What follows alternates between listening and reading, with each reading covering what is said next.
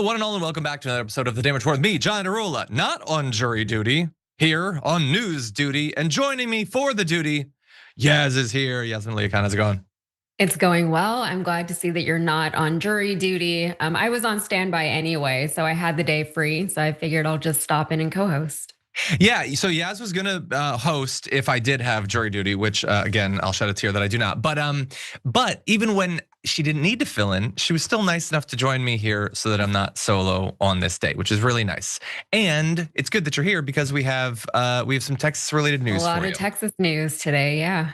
Which is always fun for me. And this time, at least that I saw, there's no Ted Cruz involved. So I am very happy about that. No. Is there like a winter storm coming? Maybe we just had one and hopefully we're in the clear. So yeah, but we're keeping track of all of his travel plans very closely. Yeah. Stop taking vacations. Jeez, this is ridiculous, the number he takes. But anyway, very glad to have you here. And we do have a lot to talk about. We will not be talking a ton about ICE today for the first time in a couple of different weeks. So instead, we are going to be talking about the various efforts being taken to potentially just dispense with the whole democracy thing and seize control of the elections and steal the ballots of Georgia and all that. So we'll have a lot of different aspects about that. But even more anti-gun statements from the Trump administration. Another person who previously had been super pro-gun, basically saying, yeah, we're done with that now. We're in charge. We don't want the peasants to have guns. So we'll talk about that. We got more bad news for the economy and lies by Republicans to cover it up. Obviously, we're gonna talk a little bit about what's going on with that Texas Democratic primary, and all that's in the first hour. Coming up in the aftermath, a Revelation journalist spoke to Nancy Mace's former staffers, a bunch of them, and she's a real piece of work apparently. So we're gonna have fun and in some cases incredibly embarrassing revelations from that. And Bari Weiss, another misstep already. She's been in charge of CBS News for like 3 hours and it's just been one folly after another. So that'll be fun too. So with all that said, hit the like button, share the stream, send us your comments, your tweets, your super chats, and all of that. And Yaz, are you ready to jump into this thing? Yeah, looks like we have a lot of ground to cover. We do. So let's start covering it. What do you say to that allegation that President Trump is going to meddle in the 2026 midterm elections, that that's what he's doing in Georgia? I find it comical that one of the senators from Georgia is talking about schemes in elections. Remember, Georgia was example A of that in the 2020 election. Well, there were two statewide recounts in Georgia, Mr. Speaker. They sent mail-out ballots to everyone. Everyone knows all of the problems that occurred in Georgia. It was very controversial and remains so to this day because of all the things that happened there. Again, we're not going to relitigate that, but what we have to focus on is going forward to ensure that there are not questions about the elections. So every bit of that is dishonest, but it's different flavors of dishonesty, all like mixed into a parfait. So first of all, no, there was no scheme. Not everybody knows that there were problems. Also, you don't think that there were problems, you spineless little weasel. You do not think that Georgia cheated on the election. You just know that you need to say that because daddy will slap you down if you don't. So that was utterly dishonest. He says, we know there's all these problems with the mail-in ballots. Nope, you don't actually have a problem with mail-in ballots. Republicans didn't have a problem with mail-in ballots before Donald Trump. You're just lying there. And we need to make sure about the next one. Also, no, we're pretty sure about the election. 2020 was super robust and secure. You're only saying that again to justify the changes that are going to be made to the midterms and the 2020 election. So you're doing that. And the biggest lie, perhaps, we're not going to relitigate that. Would you like to check in with your papa? Because it feels like he's in the middle of relitigating it right now. But honestly, the raid that they did in the Georgia election office, the massive seizure of ballots, all of that, as grotesque as that is, as corrupt and likely illegal as all of that is, might soon be a sideshow to the main push that Donald Trump is making to rig this thing, which he announced on Dan Bongino's show. These people were brought to our country to vote, and they vote illegally. And amazing that the Republicans aren't tougher on it. The Republicans should say, we want to take over. We should take over the voting in at least 15 places. The Republicans ought to nationalize the voting. And we have states that are so crooked and they're counting votes. We have states that I won that show I didn't win. No, you have some states that you won. You have some states that you didn't win. That's how it works. That's actually how it works in every election. There's states that you don't win. And the issue is that when you are so small, so broken, so fragile, with such a tiny little teeny weeny, that you can't acknowledge that. And you have to take the fact that you came up short in these states and say, therefore, they're not allowed to have their own elections.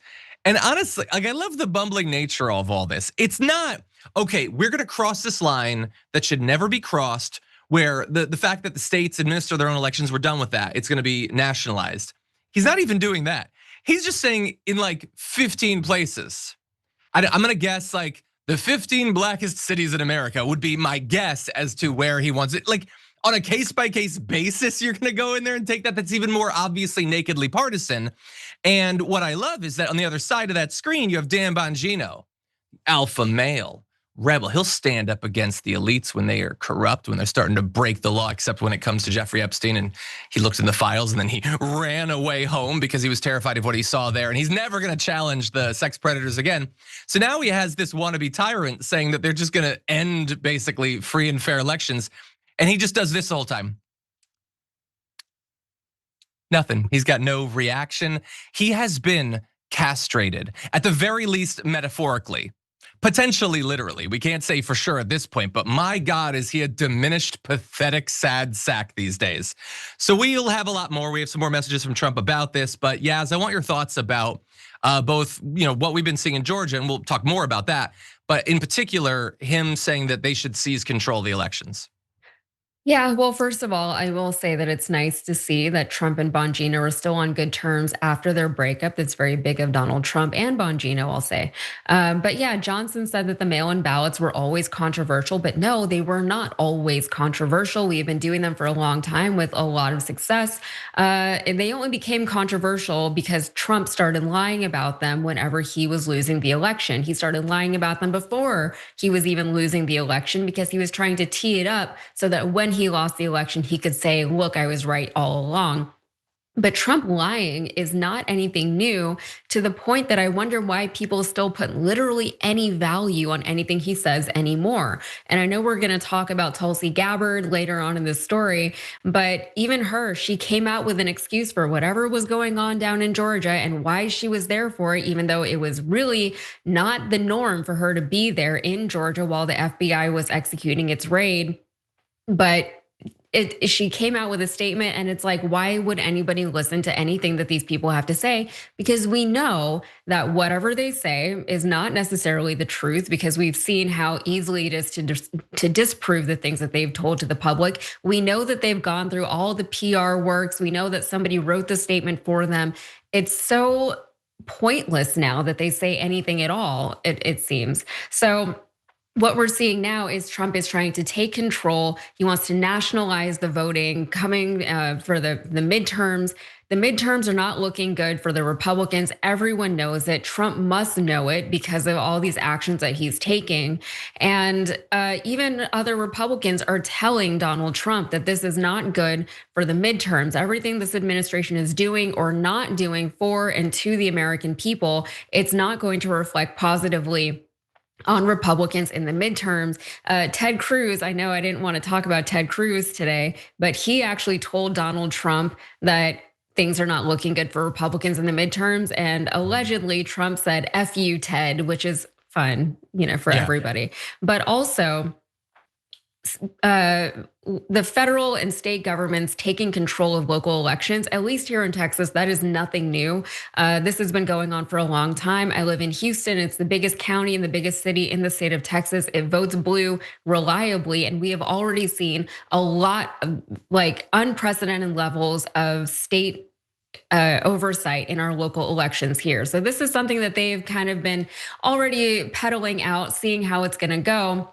And unfortunately, the local level officials have very little power against the state when it comes to something like that. Our governor in particular is very sycophantic to Donald Trump. This is Trump country here because Greg Abbott has decided that it is Trump country, but Houston is not. So it is very concerning to see things like this happening in other states. I know Georgia politically is very similar to Texas, and Atlanta is politically very similar to Houston in a lot of ways. So yeah. I'm not surprised, unfortunately. Yeah, and so look, some of the senators, some of the Republican senators, John Thune came out and said we're not going to do that or whatever. Although he does support things like the photo ID, and he spreads plenty of lies about election security and everything. They're saying they're not going to do it, but we need to be prepared for the maximal case of this. So when he's previously said that he's going to try to ban mail-in ballots, which he has no right to do, that does not mean that he's not going to do it. And I think he's definitely going to do it. He's going to do it before the midterms, hoping he's going to roll the dice on the Supreme Court, which has been incredibly deferential to him. They're definitely going to do that. They're probably going to seize control of the voter rolls of these states. They're definitely going to dispatch ICE and Border Patrol to many of these different districts, just enough to potentially keep control of the House. They're going to do literally all of that. So we all need to be prepared for it. And understand that while some are acknowledging the threat, even on Fox News, Jessica Tarlov said he's a madman and is just straight up telling us that they're going to meddle with the election, which is what he's doing. If you're MAGA and you're watching this, what would you think if Harris had said we're going to seize control of the elections in 15 places or whatever for election security? We got to do it. Would you have accepted that from Harris or Obama, Biden, any of them in the future, AOC? Would you accept that? Obviously you would not. But also bear in mind that you are going to continually be told, as I'm sure you have for literally years, that you're just freaking out about nothing. And they have said that before. This is a fun reminder from Brendan Nyhan of two of the op-eds that ran before Trump was inaugurated. So there was this from Ross Duhat, I believe. There will be no Trump coup. Come on, if he loses in 2020, he's not gonna do a coup or anything. And then this from Mick Mulvaney. If he loses, Trump will concede gracefully, which, look, in hindsight, that's comical. But it's also important to note that when he wrote it, it was comical. He's never, ever going to admit defeat. He is never going to go gracefully. He is physically and emotionally, psychologically, testicularly incapable of grace. It's just not going to happen. And let's turn now to one of his foot soldiers in his effort to rig the midterms. Let's start with Gabbard. The New York Times is also reporting that DNI, Tulsi Gabbard, brokered a call between President Trump and some of the FBI agents who are conducting the Georgia election investigation. What can you tell us about that? I know you were asked about why she was at that raid where they, you guys took the documents from Fulton County. What can you tell us about that? So this is an FBI investigation, and it's a grand jury investigation, and because of that, there's not a lot we can talk about. I've read the same article you read about a conversation. The president talks to law enforcement all week long, and so the fact that he talked with agents that are working hard doesn't surprise me, and actually, I love it. It's so weird that the guy who made tons of money as Donald Trump's personal lawyer loves it. And now, now he's in a different position. Now he's making tons of money acting as Donald Trump's personal lawyer, that he loves it. I'm shocked. I don't know how to respond to it. I thought he was gonna say something partisan and obvious. But yeah, no, yes, he talks to law enforcement all the time. I'm sure they probably shake his hand really rough. That's why it's always bruised like rhino hide. That's a terrible excuse though. That's like saying, like, your partner says, "Hey, I heard you were talking to some woman," and you're like, "Yeah, I talk to women all the time." No, but we're curious about this specific one, actually, not like general vague stuff. Donald Trump doing what he did in ordering Pam Bondi and Todd Blanche to make this happen, this raid on the Georgia election office, is so outside of the pale already. Absolutely insane. Gabbard being there is absurd. Is it more or less absurd than her serving as the DNI? I'll leave that to you. It's ridiculous. She's not qualified for it. On any given day, I don't know how she actually spends her time because she doesn't know anything about the actual job. But she was there for some reason. That's super strange. Then we find out that she brokered a call between Donald Trump and the FBI agents who just seized ballots, and he just wanted to check in with them. That is deeply strange. So we'll get to all that. Let's start now with Laura Ingraham asking him about why Gabbard was there in the first place. Did you ever find out why she was at the? And everyone knows I love Tulsi Gabbard, but why was she at that? I love her particular too. Raid. No, I mean, first of all, she wasn't at the search. She was in the area where the search took place. She is not part of this investigation. Yeah, she wasn't at the search. She was just like nearby, like in the truck they were loading the stuff into. What kind of distinction are you trying to draw there? I wasn't angry because I thought that she was getting a piggyback ride from an FBI agent. I understood that she might be 5 or 10 feet away. The fact that she's involved is super strange. The phone call is super strange. All of this is incredibly odd. And again, I love this guy. He's supposed to be part of the DOJ. He's supposed to be independent, being like, oh yeah, I love Tulsi Gabbard. And Laura Ingraham loves Tulsi Gabbard, and why wouldn't they? She used to have some credibility that she probably never, ever deserved. And then she decided all that stuff about being like a progressive and wanting Medicare for all and all that stuff. I actually would like to have a paycheck, and I'd like to be in DC. I'd like to have a title, like one of those old placards that says Tulsi Gabbard on it. So screw all that values and ideology stuff, Yaz. Now she's got insider access. What do you make of all this? Well, first of all, I never trusted Tulsi Gabbard, and I will say that as just my own personal I told you so. But yeah, the fact that she was there at this FBI raid where they were seizing all kinds of voting data from Fulton County, Georgia, which is the same place where Donald Trump is insisting that he should have won, and he tried to win, and he tried to find all these votes. The fact that she was there is highly unprecedented, and it's very hard for the administration to explain why she was there, including people like Deputy Attorney General Todd Blanche, who, as you pointed out, is supposed to be independent. The Justice Department is not supposed to work for the administration; they're supposed to be independent. But this. Between Pam Bondi and Todd Blanche, we just have not seen that, to the point that I think the American people are starting to forget that they work for us and not for Donald Trump. You know what I mean? So she was there. She's supposed to only be investigating any kind of election interference coming from foreign sources, not from anywhere within Georgia. So like the fact that she's there, it really is, it's hard to explain her involvement there. There is some overlap occasionally if there's any kind of like, if they're sharing information, because maybe the DOJ or the FBI, I'm sorry, would have information about foreign espionage that she would have to be a part of. But as you pointed out also, no one really knows what she's been doing during her time as DNI, right? And it seems as though she's doing things that are not pertaining to her actual job as the DNI. So who is doing her actual job? No one knows.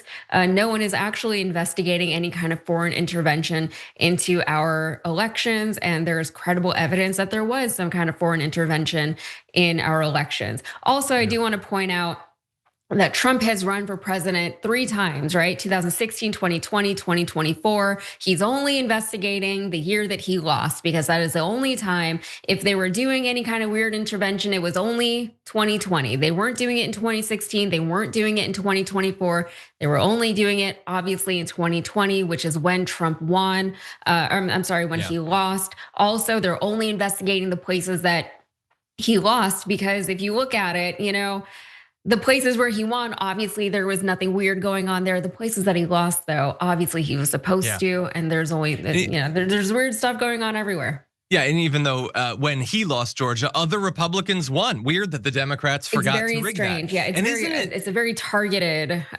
opposition to him. Well, the Democrats are very insidious. That's why when they're in charge in 2016 and 2024. They forget to rig the vote, but then when they're not in charge in 2020, that's when they somehow rig it.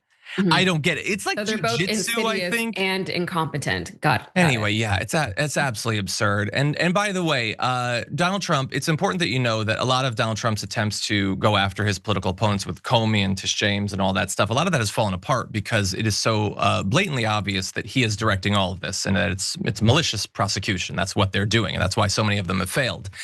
Him sending Tulsi Gabbard, his own agent, him talking on the phone with them, like that's the sort of way that you build yet another malicious persecution case, if and when they ever bring charges against some random vote counter or something like that.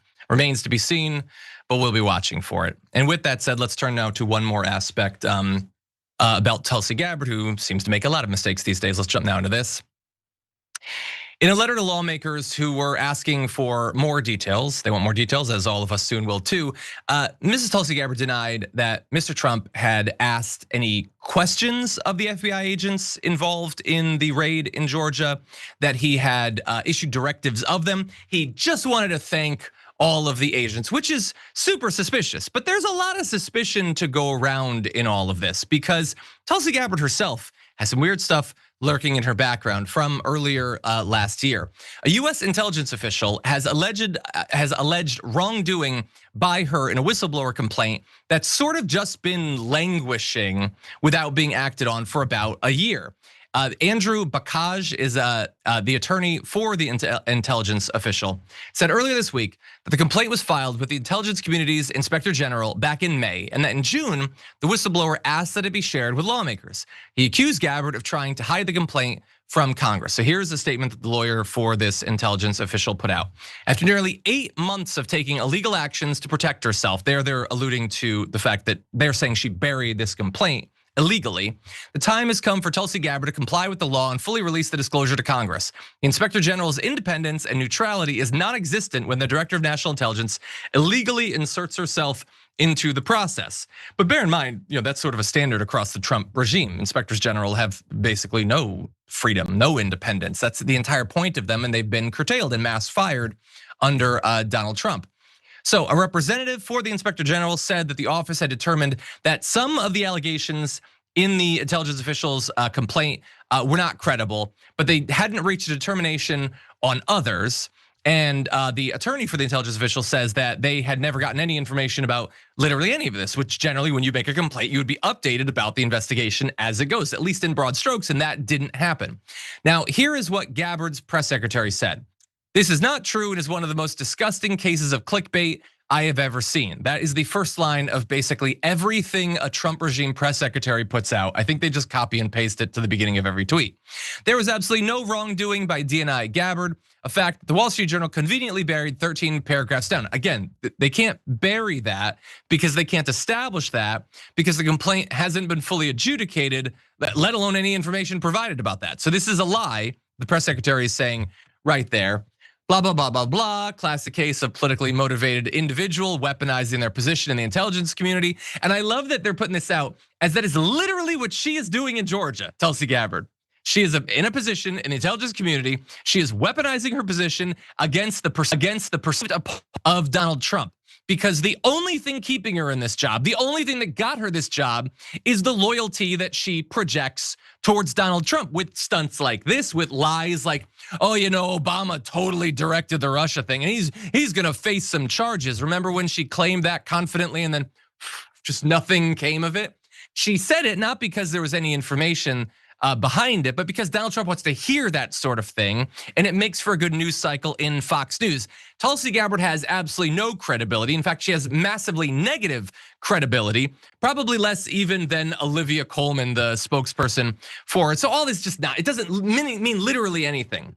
And we're left not even knowing what the claims against her are, which seems a little bit strange. By the way, we have a Congress that has loved to investigate stuff like this previously when Joe Biden was president, but man, Comer he's got so much paperwork to catch up with. I can't investigate this sort of thing. I mean, that's a Trump ally. I might find something uncomfortable. And I'm already up to my neck with that with the Epstein files.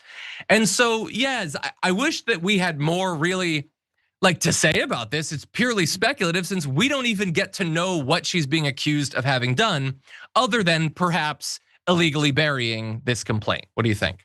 Yeah, and that's kind of my earlier point that I was trying to make is I don't know why we take anything that comes from this administration at face value or really with any kind of value, because we know that they're just saying things that will make them feel better, saying things to kind of just ride out this current wave in the media until people forget about it and move on, right? They just have to address the thing, and it doesn't matter if it's a good addressing or not, because people are going to inevitably move on to something else. And in the case with Trump himself specifically, but also people like Tulsi Gabbard, they put out these press statements and then they go through their press secretaries, Olivia Colman, not the actress, just want to protect her, at all costs. But they come out and they make these official statements, but they really are just not worth anything to the public anymore because they don't clarify anything.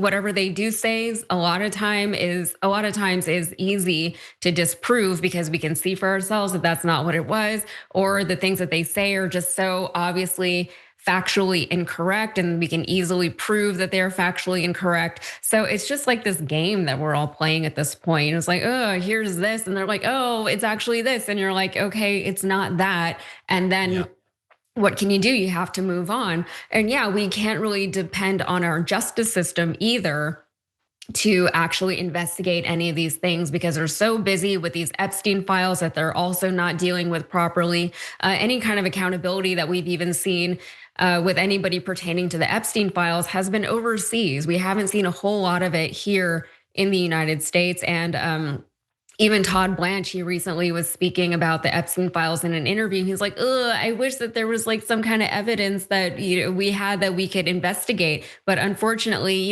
emailing Jeffrey Epstein isn't a crime, and that's all he can do. His hands are tied. That's what we get from this administration. Yeah, and it can be, I'll end with this. It can be very frustrating, obviously, because we care about this, and a story like this will come up, and then there's just no investigation, let alone consequences. I just want to remind everyone that although this is a little bit abstract and a little bit indirect, we've been told, like during the last election, that your concerns about democracy, that sort of like abstract, high-level, philosophical stuff, you need to shut up about that. Nobody actually cares about that. In fact, it's elitist of you to care. I've seen the polls recently of people ranking their concerns right now, and abstract concerns about democracy are not at the top, not when we have an affordability crisis like we have, but it is not far down there. People are actually seeing this stuff and they are concerned about it. And I don't know what part of the pie chart of people's, growing dissatisfaction and concern about this administration that is, but it's not zero. This stuff does actually matter. It's worth talking about, and it's certainly worth thinking about. Okay, we're gonna take a short break. We'll be back with more after this.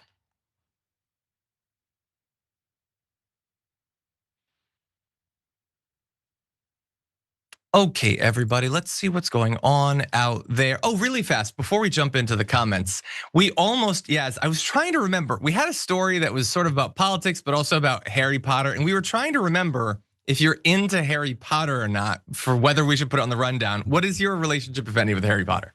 I mean, like, yeah, I am. I'm like very into Harry Potter. I know that that's like a crazy thing to say now because J.K. Rowling just keeps getting more and more terrible. But yeah, like I was there for all the midnight book buyings at Barnes and Noble. And like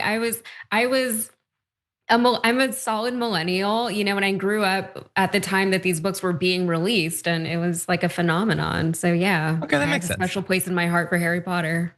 Okay. Wait, why did this come up? There was a story about John Lithgow getting pressure from people he knew to not take the role in the TV show, and he was like sort of addressing her politics and stuff like that. Yeah, I will not be watching the TV show for a few reasons. I'm not trying to support Rowling any more than I already am. Yeah. But also, I just don't support reboots anymore. And I feel very, very adamant about this. I'm not doing it. I haven't even watched Rings of Power, and I'm not gonna. That's not a reboot. It's the same thing. Like they want to make like a universe and a franchise out of everything. I'm not participating in any of it. You know what I saw, John? And I'll let you get to the comments in a second. But you know what I saw was I saw something online and people were complaining that these new Star Wars movies are so bad, and they were comparing it to episode 1. That is the word. It's so bad now, the media that we get with all these franchises, that people are feeling nostalgic about how good episode 1 of Star Wars is. I have a little bit of nostalgia for episode 1. No, it's got that a great one was so lightsaber bad, I fight. didn't even finish it. And at the time it was panned. I liked it. I like a good lightsaber fight, and I thought that. When that second blade comes out, it was a good lightsaber fight. The rest of it, though, was questionable. Okay, yes, there's some stuff that certainly doesn't hold up. I'm not as harsh on reboots and all that. Like if they're good, I'll watch them. I personally they're never good. They're never good. They're never better. No, the Dark Crystal TV show was good, and I will take that to the grave. But anyway, I've been recently thinking, I think it's time for them to remake the Never-Ending Story. I think a TV show, Never-Ending Story, Falcor, Kid Eating a Sandwich, up in the attic. I think it could be good in its time. Anyway, I love that growing up, but some of the stuff is pretty rough. And there's a lot in the original book that wasn't put into the 2 movies that they made, so give it a try. Anyway, okay, let's see.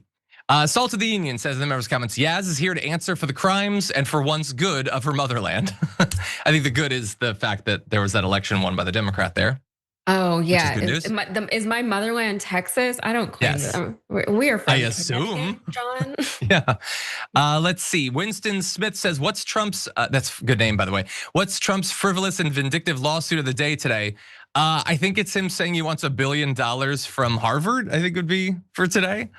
B. Clizzy says, with all this voter fraud going on, then we should look at Trump's apparent win in 2024. Yeah, it feels like if all these elections are so easy to rig, why do we just accept 2024? Anyway, Jazz Dream says, so the mail-in ballots were a big problem in 2020, but not in 2024. Exactly. Don't expect any consistency, any logical through line. You're not going to find it. You've come to the wrong place. CD No Stock Dad, thank you for giving that membership. Super nice of you. Nani Dragon, thank you for being a member. And with that, let's jump into more news.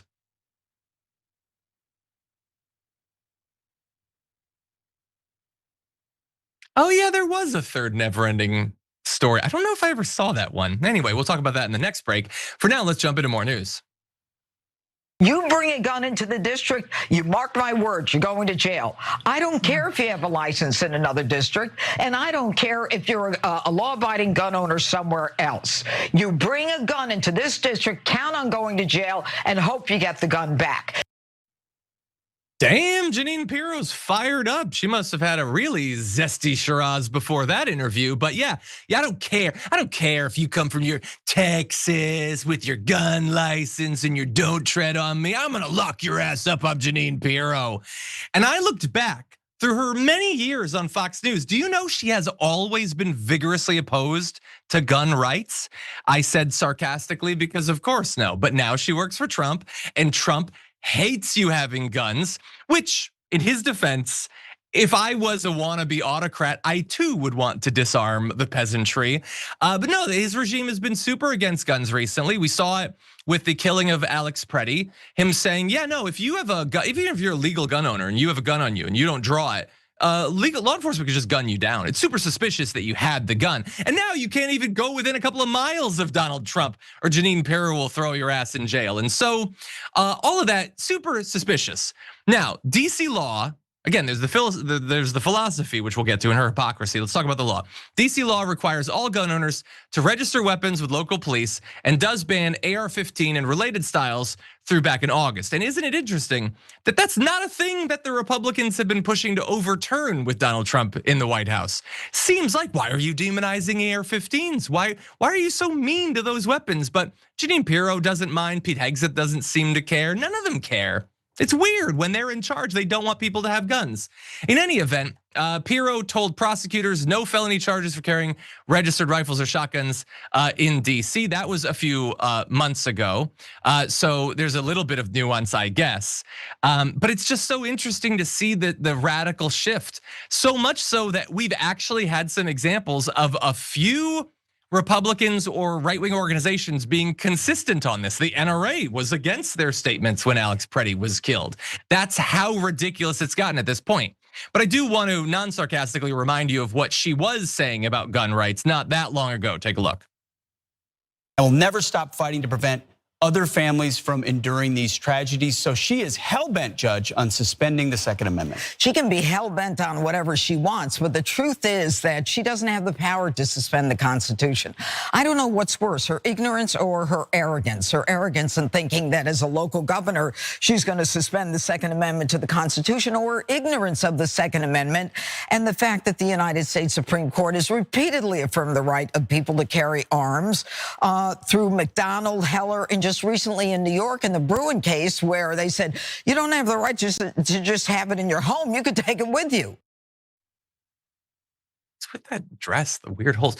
Anyway, so look, you could say that she's being nuanced there. I mean, she's fired up and she's like, how dare you try to take the gun rights away? But she keeps saying that, like, how dare you, governor, thing. Maybe she does actually hold out a special dispensation for the president, I guess, can take away gun rights if he wants to. He can claim that you just take the guns, don't even need due process, which Donald Trump famously said during one of his cabinet meetings. Maybe it's just that it was a Democrat. Democrats aren't allowed to take guns, but Republicans can. Regardless, when you square this against years of Pirro vigorously and vehemently defending your right to carry guns wherever you damn well choose, it is pretty ridiculous how she has changed of late. Now, that said, she, after the backlash that this is getting, she put out this statement saying, I am a proud supporter of the Second Amendment. I have guns myself, long guns, handguns, and I am a proud high-heeled gun owner. Don't do that. Every gun owner I know makes sure that they understand the laws where they're going and understand whatever registration requirements there might be. She concludes by making a point that they're taking guns away from criminals and touted the record low homicides in DC. Well, first of all, you can't just claim, well, don't get on my back about me taking your guns away. It results in less crime, when that's what Democrats have been saying for years and you never accepted it from them. But also, we just showed the first video. She didn't say, people who are illegally carrying guns can't come in, you'll be locked up. She repeatedly says, I don't care what registrations or licenses you have. I don't care if you're a lawful gun owner. She was talking about anybody that comes in. And so the hypocrisy, in my mind, definitely stands. Yaz, what do you make of this?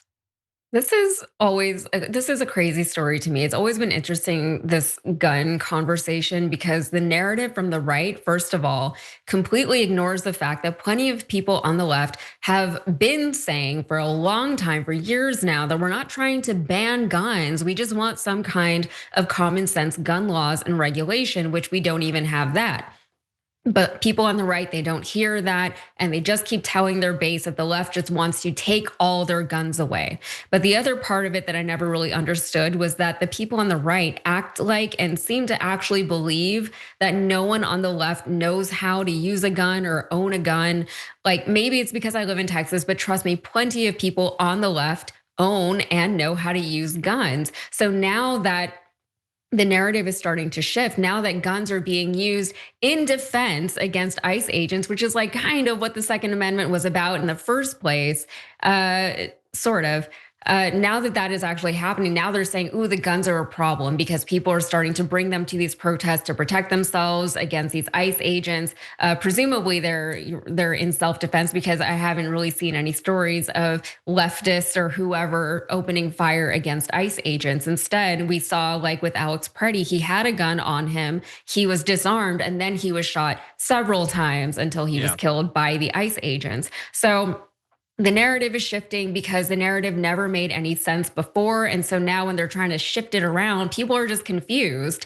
And of all the things that people on the right seem to really rally around, it's the idea that they should be able to have their guns just in case the government oversteps into their lives a little bit. We are seeing exactly that right now. And now the government, which is trying to overstep into people's lives, not just by taking over people's cities and not just by kidnapping people off of the streets, but even saying that we're allowed to just enter your home without any kind of warrant. Now that all of that is happening, now that same government is saying maybe it's not a good idea that these people are armed with weaponry so that they can actually fight back against us or just protect themselves against us. So the whole conversation is silly. The fact that the narrative that we were getting from the right this whole time was based on very, very little. All of that is falling apart right now because it was always based on very, very little.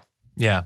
I like it because, first of all, like I think, and I'll end on this, I think it's maybe laying the groundwork for more widespread acceptance of some reasonable gun regulations if they're teaching conservatives to do it. But also, it's just, I think it's funny to watch Republicans, the ones who aren't consistent on this, have to now debase themselves and be like, yeah, no, Trump said guns are bad, so screw what I've said for decades. It's like a fun humiliation ritual that I get to watch. And I like that because I'm petty now.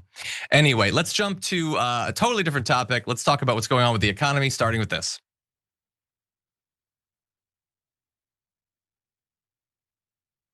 Is the president responsible for the remaining inflation? No, he helped get inflation down from 9% to roughly 3%. but it's still not enough. I agree. It's not enough, especially when you bear in mind that he was lying there. He didn't get it down from 9% to 3%. He got it down from 3% to 3%, and I've actually brought receipts.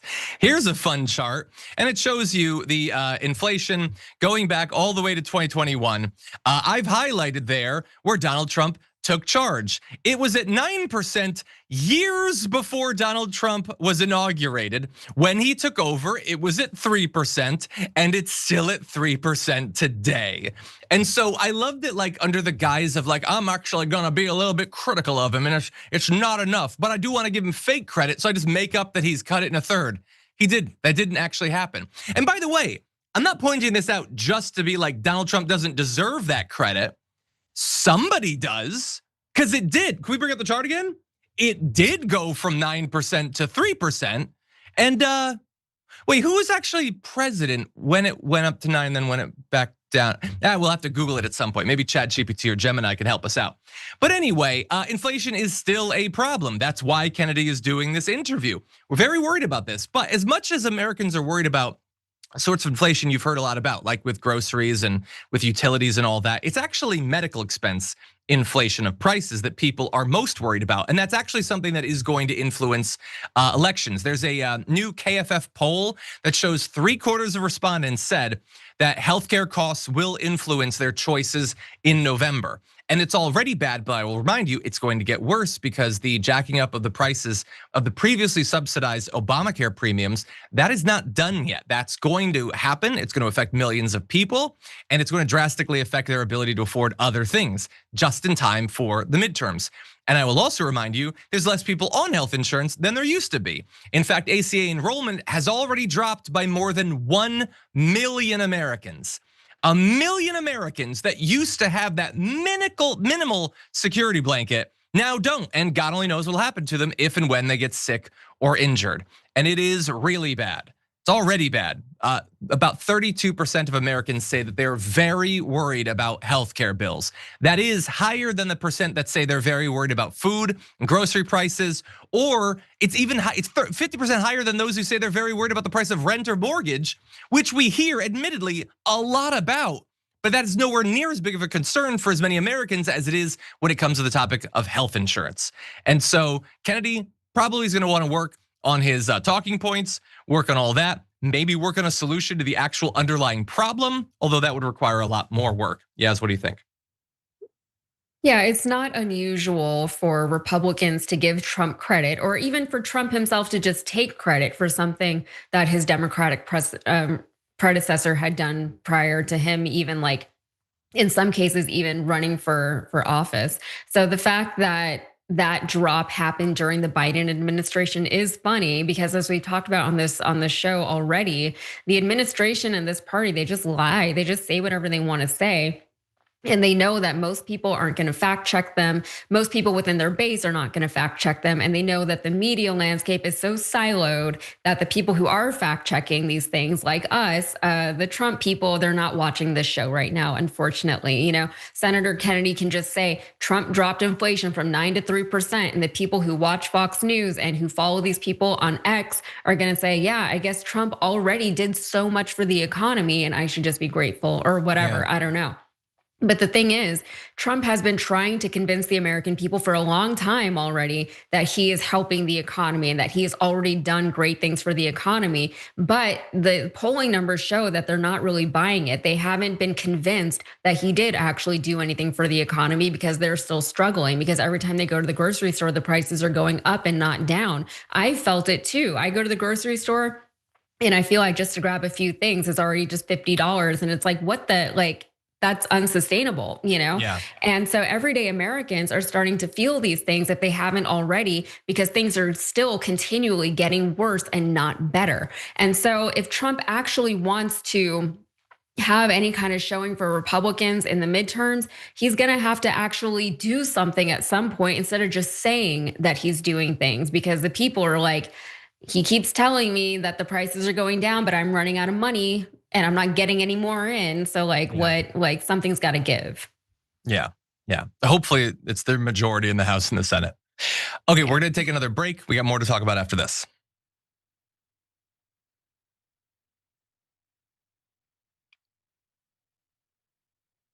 Can we don't normally do this. Can we put a graphic up? Can we put that chart up again during the break right now? No, we can't. If we can't, it's fine.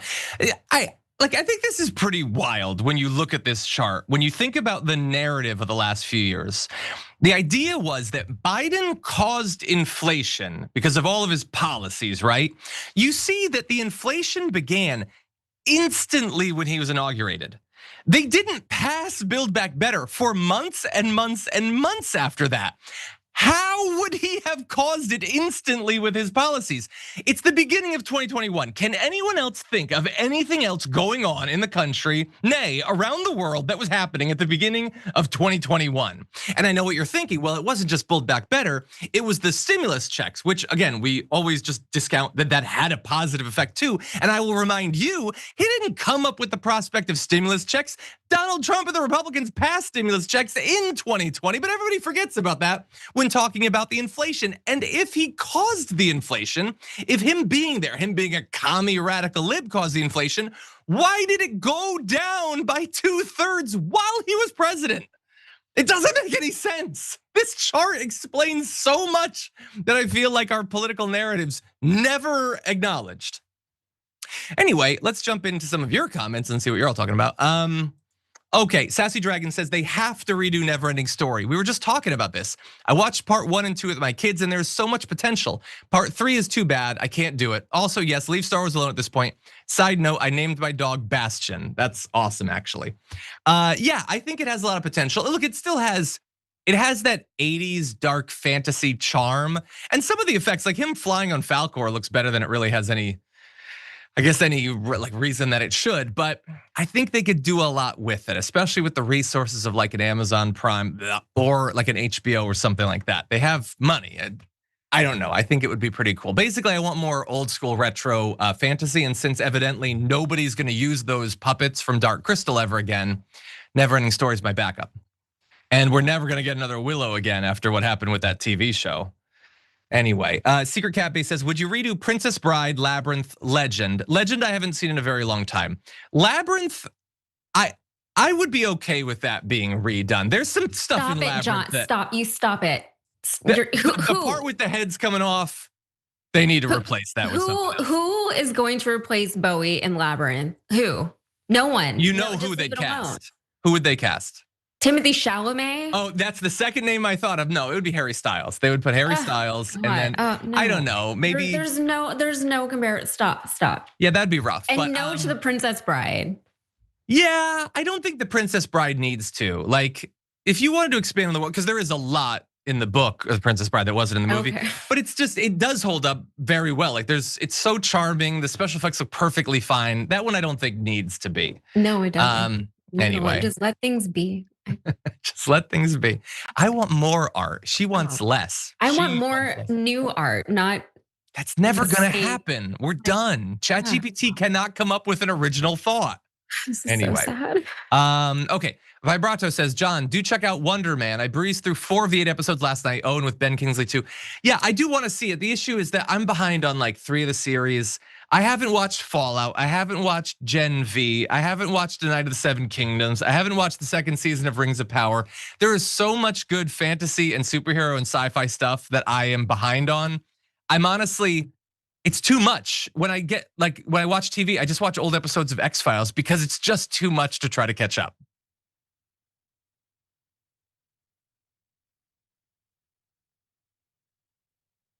Wait, somebody says Tom Hiddleston is playing Jarrett. Is that a thing that's actually happening?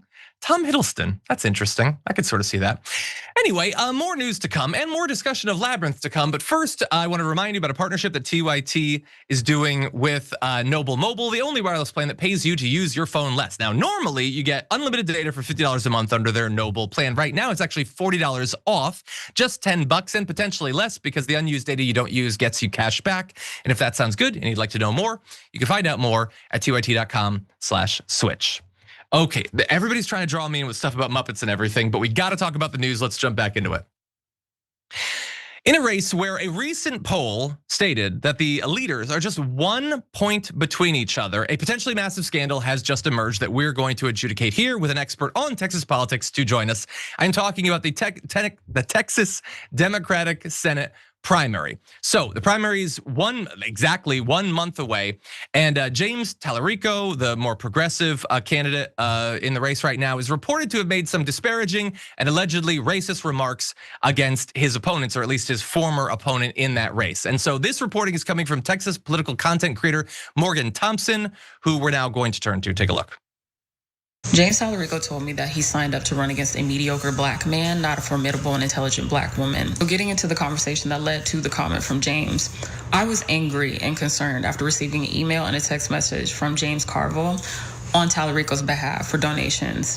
James Carville is a Democratic strategist that has made comments recently about the need for Democrats to drop woke politics, and even wrote an article in November for the New York Times saying exactly that. And I'm always going to advocate for black people because I don't care about how much you talk about affordability, housing, healthcare, whatever. If woke politics is not included in that, which directly impacts black people, then we're left out of that conversation and policy. So I made that known to the campaign as someone that has a possibility of sitting in that seat. Now, up until this comment, the conversation was going well. That's why it threw me off so much to have a white man say this to a black woman who was coming to him with concerns in relation to him for black people.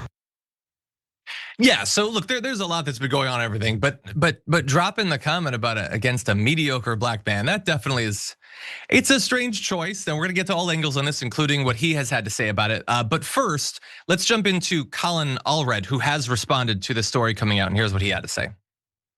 First of all, let me just give you some free advice, James. If you wanna compliment black women, just do it. Just do it.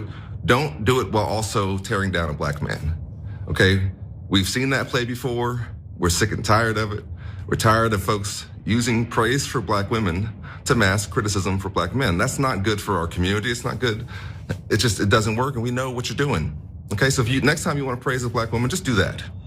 Leave black men out of it. Just leave a lot of things out of it. Second of all, did you ever have a coach or somebody, a leader in your life tell you that when you make an accusation, you often have a bit of confession in it? Maybe you use the word mediocre because there was something creeping into your mind about yourself. Because I know you're not talking about somebody who's been better at 3 things than you've ever been at 1. You are not saving religion for the Democratic Party or the left. We already had Senator Reverend Dr. Raphael Warnock for that. We don't need you. You're not saying anything unique. You're just saying it looking like you do. So I think he covers a lot of ground there. I think some of the earlier points are pretty good. And although I really want to see more of his shed gym in the background, as a person who has a shed gym, I'm curious what he has set up there.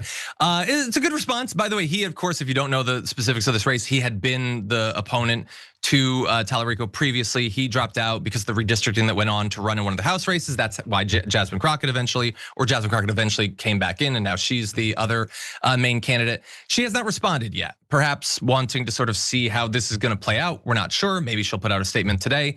But here's what Tallarico said about this. He said, it's a mischaracterization of a private conversation, acknowledging that he described Allred's method of campaigning as mediocre, but not as life and service, saying, I would never attack him on the basis of race.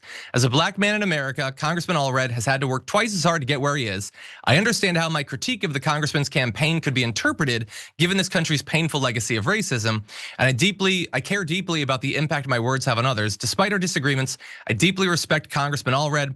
We're all on the same team. So I think that's a pretty good apology for it. Although he's not really acknowledging that he said it. He's implying that he was just talking about his campaigning, but then you wouldn't, why would the word black have even appeared there in that particular case? So I'm a little bit confused about that. That said, I think I've heard way worse apologies than that.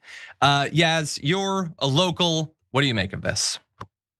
Yeah, this is interesting. Firstly, Colin Allred is, in my opinion, mediocre, not as a black man, but certainly as a politician. To me, he's even pointless as a politician. And yeah, his campaign that he ran in the previous Senate race was bad. It was a very mediocre campaign that he was running. It was so mediocre that I can't even tell you what any of his policy positions are. He's by definition a centrist Democrat, which is not something that I put a whole lot of stock in. And even his response to Tallarico was kind of lame. He was responding to an ad hominem attack with more ad hominem attacks, saying that Tallarico's never been good at as many things as Allred has been good. He was a football player, good for him. And to Tallarico's response, he did acknowledge that he was talking about the campaign itself, whether or not it was about him being Black or whatever. I don't know. I can't speak to that. What I would say, and I'm not trying to defend Tallarico in this sense, but if he was talking about his campaign strategy, the fact that he is a Black man would be something of note, especially in a place like Texas, as far as campaign strategy goes. Everyone knows that, unfortunately, still, if you have a Black woman or a Black man on a ballot compared to a white man, especially in a place like Texas, that is something to consider as far as votability and electability. And so also to Tallarico's response, he did say something about like, we're all on the same team. That is absolutely true. And I'm very disappointed to see all of this happening and seeing the two sides going at each other. These are two very strong candidates that we finally have trying to take on a Senate seat in Texas. Texas has not won, or I'm sorry, Democrats have not won a federal seat in Texas since like the 90s, right? So it's been like 30 years or something like that. We finally have decent candidates. Beto was a very good candidate in 2018. He came very, very close to getting Ted Cruz out of office, but since then we haven't had a whole lot of hope. We have a little bit of hope now. Whenever Jasmine Crockett and Tallarico have been debating since then, they have been very clear to attack the Republicans and not each other. Yeah. And I was very hopeful about that strategy.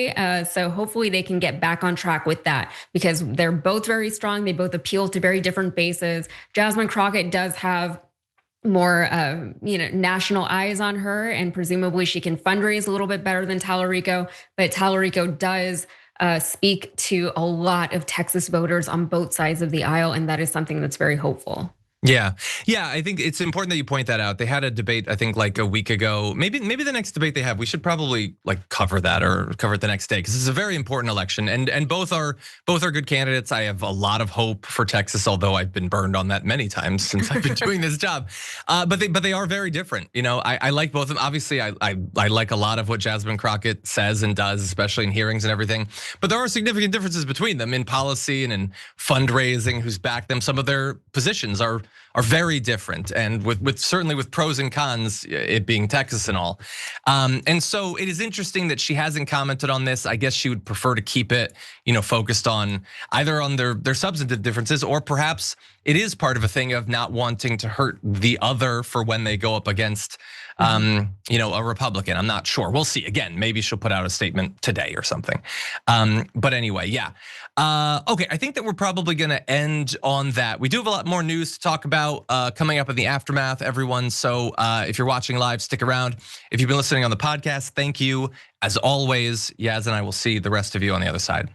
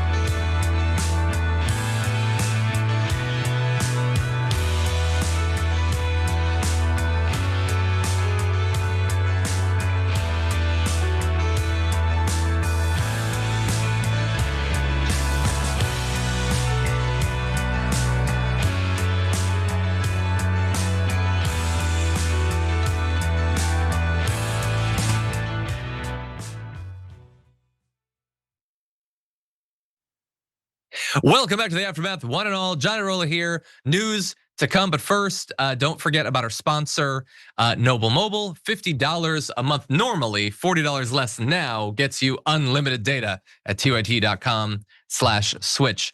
Before we get to the news, I do want to update you on my Lego journey. I got Raina her first Duplo set. We went to Barnes & Noble to get a puzzle and they didn't have puzzles in her age range. So she found a little tiny Peppa Pig Duplo thing and she was very excited and she put it together and took it apart and put it together like 5 times last night. So I was very excited and it was reasonably priced, thankfully. So anyway, we're having fun with that. Okay, let's see. Bernie the Kiwi Dragon says in a super chat, hello, Yasmin, hello, John. I am privileged to join you today for my 40th birthday. Well, happy birthday to you. TDR has a double birthday coming up in just 2 days. So you stole that from us. So thanks a lot. No, I'm kidding. But happy birthday. Queen Victoria says Hudson Williams is the Goblin King. Let's go. Hudson. Okay. Yeah, it's the guy from Heated Rivalry. Yeah. Oh, yeah, I can see that. I'm familiar with Heated. I can see. Can he sing? I don't know. Yeah, but I don't know. He's got the look. Yeah, there you go. That's probably what they'll end up doing. And CD No Stock Dad said in a super chat, if you want good sci-fi fantasy novels made into movies, do Anne McCaffrey's Dragon Riders of Pern. There are 10 books in that series. I've read 1 or 2, I think. I could see them doing that eventually. But anyway, with that, why don't we jump into the news starting with this.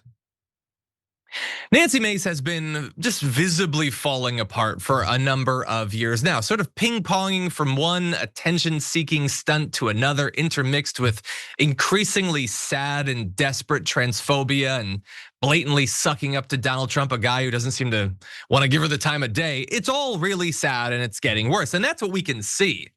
A journalist went and talked to her former staffers and found out even worse stuff. This is Jake LaHutte of New York Magazine. One former staffer said she's not okay. There's nothing here I can point to and say, oh, this is normal. Looking at the floor speech, we'll talk about the floor speech he's referencing there. And what went on there, it's very clear that that was the breaking point to me, because you've now gone from standing up for people, whether rightfully, wrongfully, performative or not, you were on this mission. And now this is about you. The whole frame shifted and she centered herself in it all. That's when it became apparent to me that this is broken. Others said things like she's deteriorated and it sucks.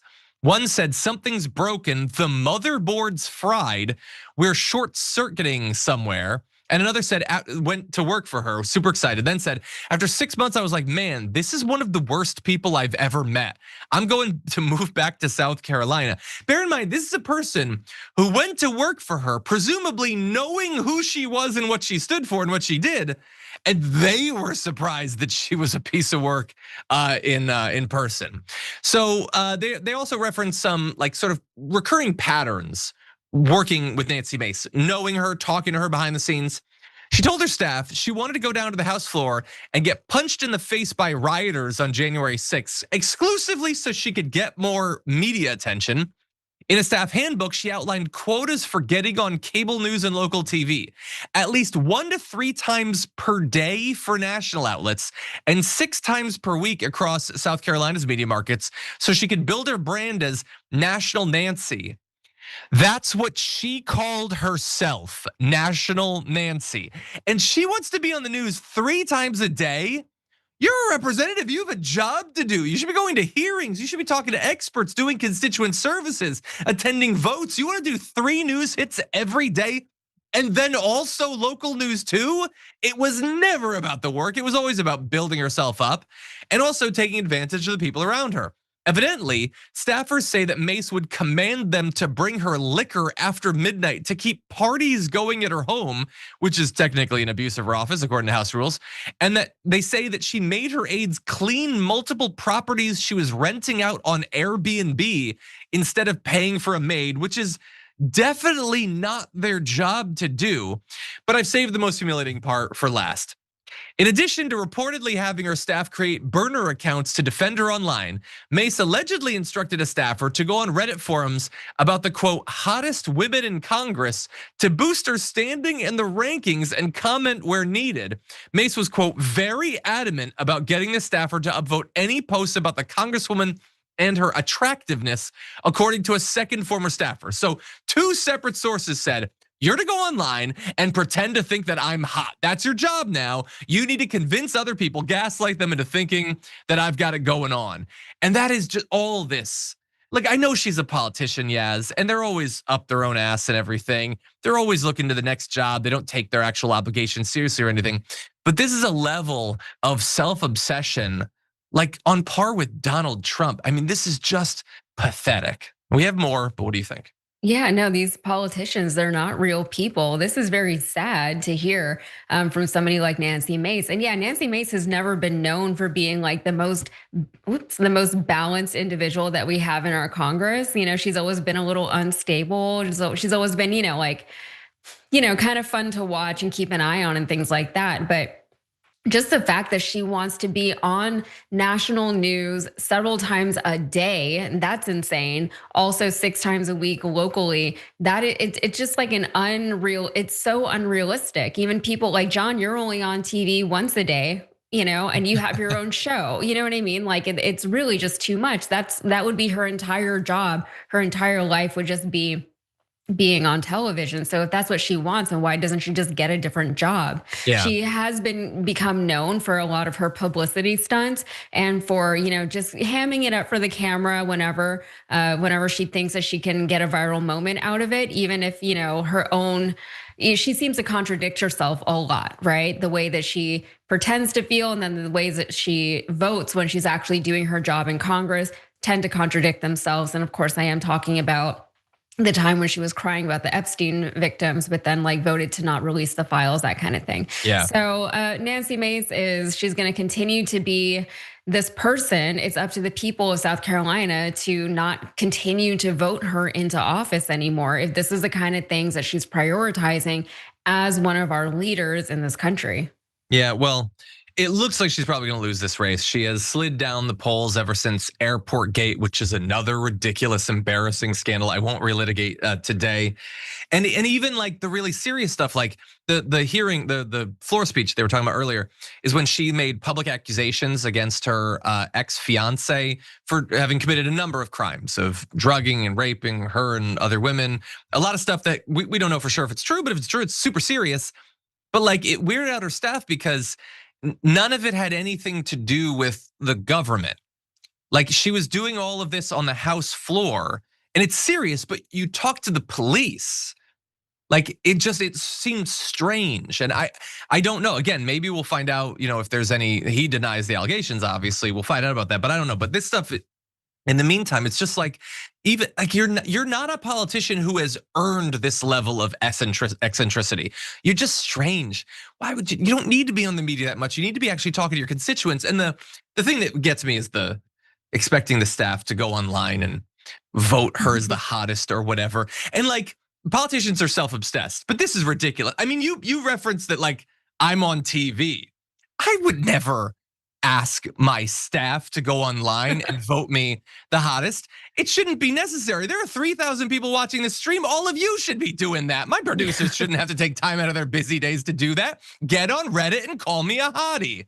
I know, Mike. What are you even doing out there? But exactly. Yeah, I mean, I was trying to like empathize with her as like a woman in media, and like, yeah, your looks are under scrutiny, but still, just get off the internet. If that's such a concern for you, just get off the internet, and then it's like it doesn't exist. You don't have to worry about it anymore. Instead of like making your producers or I just use producers because I'm thinking about Mike now.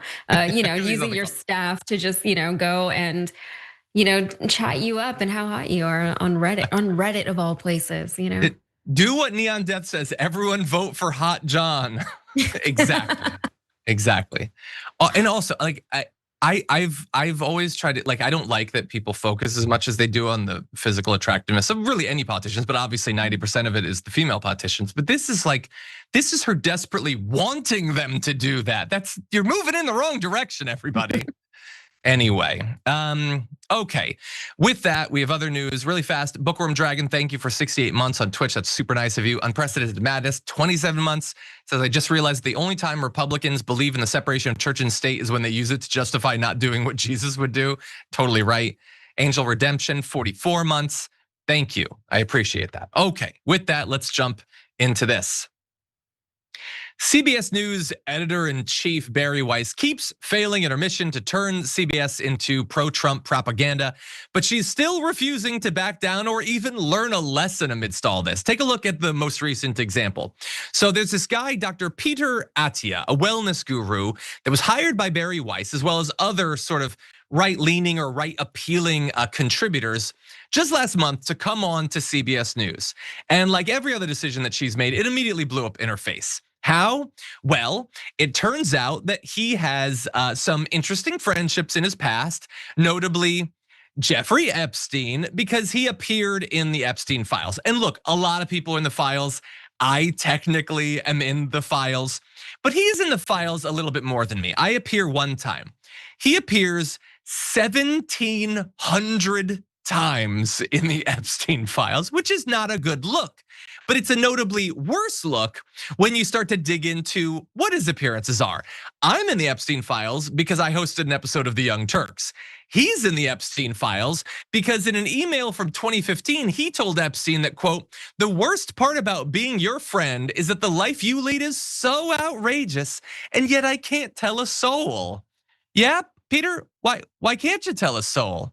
Why couldn't you tell a soul about your friendship with him? Is it because 7 years earlier he had been locked up for sex trafficking minors?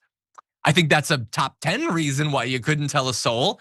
Then in 2016, because they emailed for more than a year, he made a lewd crack about cunnilingus, writing, "The P word is indeed low carb. Still awaiting results on gluten though." And that's ruined both that and gluten for me, I think, for the rest of my life, actually. That's gross, man. That's Jeffrey Epstein.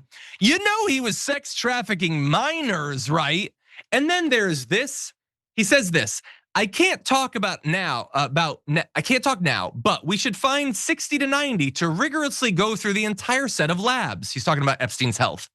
Bit by bit is not helpful. Have you decided if you're interested in living longer, solely for the ladies, of course? So he's a wellness guy, and he's on the down low talking with Jeffrey Epstein about how he can help him to live longer for the ladies who he traffics. And this is what Peter Attia was saying. Now there's also this actually, I almost don't even want to talk about this because this makes me even more uncomfortable. There was this thing where he hung out with Epstein as his baby son was fighting for life. There was a thing where he had cardiac arrest, and rather than go and be with his wife, who was at the hospital for multiple days as his baby son is clinging to life, he instead just continued working, including emailing the next morning after he found out about that to potentially meet with Jeffrey Epstein. As a father of a young child, I don't even want to talk about this. It makes me just feel so uncomfortable. But anyway, there's a lot of bad stuff. Now, one would think this should be sort of open and shut. It's not like he has a lot of tenure on CBS News. Why would you keep this guy on? And look, in his defense, he put up this statement saying he was not involved in any criminal activity, which is true. My interactions had nothing to do with his sexual abuse or exploitation of anyone. But that's kind of the problem, though. You were ignoring all of that because you thought it was cool that he was talking to you. And you were talking about sex with the sex predator. And so as of right now, everybody expected when this came out, Yaz, that he would be canned like instantly. Like, this is such a bad look for CBS News. Why keep this guy on, especially when he's a new hire? But notably, Bari Weiss has not fired him. She's so far resisted all the pressure to fire him. And that seems a little bit suspicious. Why are you clinging to the Epstein friends so much? Now, notably, Weiss's wife, Nellie Bowles, also appeared to correspond with Epstein via email. So maybe she doesn't want to set a precedent where that's taken super seriously or whatever. But this is just the latest in a lot of missteps by her. I'll remind you, her town hall with Erica Kirk, which she was so sure everybody was desperate for, saw an 11% decline in viewership compared to what they normally run in that slot. And Tony DeCoppel or whatever, the new CBS News guy, he's lost massive ratings. It's been one failure after another. And yet she is doubling, tripling down. Yes, what do you think? Yeah, no, I never expected him to be fired over this because, yeah, Bari Weiss thinks that she knows better than everyone else, even though, as you pointed out, her intuition has proven repeatedly to be wrong over and over and over again, right? Even Tony DeCoppel, nobody knows his name, but even him, his ratings have tanked. He had a really weird initiation where he was trying to get people to say his name properly. And it's like, this is just, and he was like, oh, I'm the new Walter Cronkite. Like, you can't say that about yourself. You're supposed to let other people say that about you. And no, it's not gonna be you just because you're in that slot now, especially considering that CBS is very different from what it was back during the days of Walter Cronkite to today. And especially the reason for that, a big part of the reason for that is because of Bari Weiss herself. And then this guy, Peter Attia, I've seen him around on like wellness spaces on YouTube and things like that. I don't really watch a lot of his stuff, but there's a lot of grifters in the health space, right? As I'm sure everyone knows now. I kind of have been aware of it for a long time because I would, like you want to see what's good for you and whatever is out there, but it's very easy to get into grifter space the minute, like if you're looking up a yoga workout or something like that, next thing you know, they're talking to you about like vax content and things like that, So it happens very, very quickly, and a lot of people are not ready for that. But he is part of that world very much so. And then for somebody to go from that world to be involved with somebody like Jeffrey Epstein, who is involved with everybody else in the world, anyone of influence, that must have been very flattering for him. And he wants to go over Jeffrey Epstein's blood work because he has, all this privileged time to go over all that with him, and Jeffrey Epstein wants to do that. And also the story about his infant baby, the baby was in San Diego and the wife, and he was in New York, and he didn't go back to San Diego until like a week after the baby had been in the hospital, which is, it's horrible. And he wrote about that in his book actually. And he said, I regret having not done that, blah, blah, blah. But he didn't say it's because I was hanging out with Jeffrey Epstein in New York and that's why I didn't go, so. Yeah. Oh, no way to fill your time. Yeah, he left that part out. By the way, you referenced Tony DeCoppel saying like he's like the new Walter Cronkite or whatever. It reminds me, way back, there was a new Weekend Update guy on SNL, and he introduced himself saying he's kind of, I think what he said is, I'm kind of a cross between Chevy Chase and Bill Murray, which is just setting like this massive expectation for yourself that few could reach, and he did not. So don't do that. That's a bad idea. By the way, in the chat, I can see that Civic Folly wrote the message, Brett is effing hot, which is exactly when the 3,000 of you should get in the chat and overwhelm that person with talking about how hot I am. Why do I have to keep reminding you people? Anyway, let's talk about one more story of people wanting to be hot, or at least seem to be hot. Let's jump into this. Getting yourself the old Mar-a-Lago face isn't a one and done procedure. Sure, you head down to Florida, you get yourself diced up, injected and fillered and sucked out and pushed into other stuff. You do all of that, but then afterward, you're gonna need some maintenance, and that ain't free, as the RNC is now discovering, because between April and November, the RNC spent more than $59,000 on media preparation, paid to just one pair of makeup artists who evidently were working hard for the money. The majority of that money, almost all of it, $53,850 went to Brittany Getz, a professional hair and makeup artist who began contracting with the RNC during the summer. Her website, which was recently unpublished, said that she has worked for Fox News. Now unavailable social media posts show that she had done work for White House Press Secretary Carolyn Leavitt and other GOP officials and personalities. So the RNC does not detail the specific services that she provided while earning more than $21,000 in August and more than $10,000 during September and then October and then November, according to the FEC. But that is a lot of money to be making in just a couple of months for anybody, regardless of your field. Now, we do know that they're taking this media stuff and their appearance very seriously. Raw Story reported back in 2023 that the RNC under then chair Ronna McDaniel spent $17,000 of committee funds at just one Michigan salon, part of nearly $100,000 that the committee had spent on a cosmetic related services over several years. And that's a lot of money. And that's just me as a total non-expert saying that. Meredith McGehee, a longtime expert in lobbying and ethics, told Notice that the amount the RNC spent in late 2025 seemed, quote, pretty high, though it didn't surprise her. Quote, in Trump land, as we know, they all wear about a ton of makeup, male and female, so that they would have Republicans spending a whole lot of money on makeup with the president, with this president is in some ways no surprise. I mean, Trump probably wears that much makeup himself, like tens of thousands of dollars. And I just want everyone to remember that they spend an inordinate amount of time doing media appearances. They are constantly going on Fox News, constantly going on all these crappy little grifty podcasts and all that stuff, and then doing the photo shoots. And look, whatever concern they had about their physical appearance previously, it's probably twice as much now after that Vanity Fair, not Vanity Affair. I don't want to implicate things. Vanity Fair interview that had shots like this in it, which has got to make them double down on wanting the best possible makeup artist coming out of that. So anyway, yes, granted, quite a bit of this is probably JD Vance's eyeliner, but what do you make of these expenditures?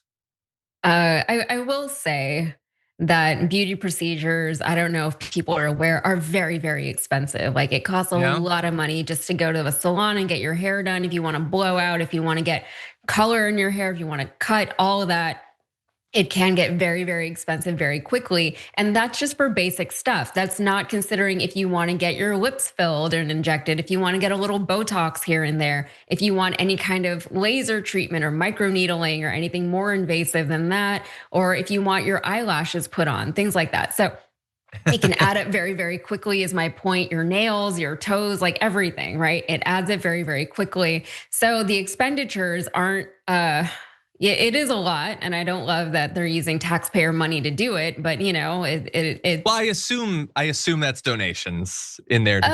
Yeah, we're gonna assume that it's all donations, John. We're gonna assume that, which is a nice assumption that makes us all feel better. But it is crazy because when you consider that they're all on TV all the time, they always have to feel like they're camera ready. But what's funny to me about this is that the work is so bad that they're getting done, right? They all look terrible. They all look like they've had so much work done. If they're spending so much money on all this work, I shouldn't really be able to see it, right?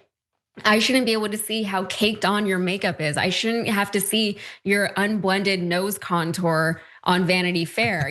I shouldn't have to see all your lip injections, exactly where everything was injected. And I keep thinking, like the whole time you were presenting the story, I just had like that image of who's the guy with the forehead? Matt Gaetz? No. Yes, Matt Gaetz. Thank you. I love that you got that from that description. Whenever he came out and he had all of this work done and his eyebrows were like up to here and his eyes were so big and everyone was like, what the heck? And he had more makeup on than I have on my face right now.